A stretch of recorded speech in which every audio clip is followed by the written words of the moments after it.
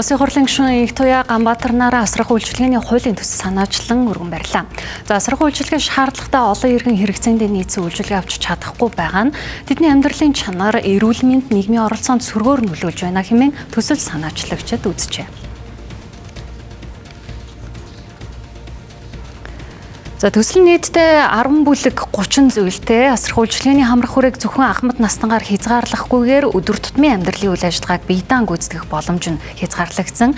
За бусдын тусламж дэмжлэг шаардлагатай бүх хүний хэрэгцээнд нь тулгуурлан үйлчилгээ үзүүлэхээр зохицуулжээ. Түүнчлэн асрах үйлчилгээг өдөр тутмын ахуйн асарга, сэргээн засах асрах үйлчилгээ, хүний эрх болон нийгмийн оролцоог дэмжих үйлчилгээ гэсэн төрөлтэй байхаар зохицуулсан байна. Энэ бол энэ асрах үйлчилгээний тухай хууль бол цаг үеэ олсон одоо энэ хуулийн төсөл болжээ гэж одоо энэ хилцэх хэсгийг нь бол бас цаашдаа хилцээд явна гэж ингэж бас санал бодлоо солилцлоо. Тэгэхээр ер нь бол одоо түрүүний миний хэлдгээр энэ бол хүний амьдралын эрсдлийг даатгах нийгмийн хамгааллын систем юм аа. За дээрэс нь бол урт хугацааны одоо энэ асрамжийн даатгалын системийг бий болгох ёстой.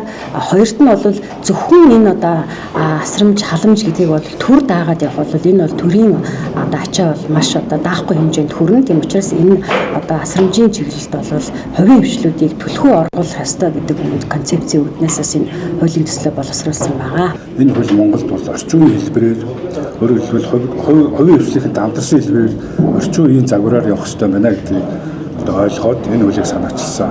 За надад хамгийн хэмжиглүүлжтэй санагдсан энэ заавал оролцох ёстой гэсэн нэг сэтгэл бол энэ ганцаардлын үнэр гэж байдаг юм бэ. Аав ээж нар заавга нөхөр хоёр хүүхдүүд маань те ганцаараа байж их үедээ бол ганцаардлын үнэрт автт юм байна л да. За тэр ганцаардлын үнэр гэдэг бол ерөөсөө бүх өвчний уурхай байдаг гэж. Хэрвээ ахмадууд бөөндөө заавал нэг хүүхдийнхээ хармаа өрөөнд биш эсвэл атцаа харсан нэрээр сүүлийн насаа ингэж өнгөрөх биш.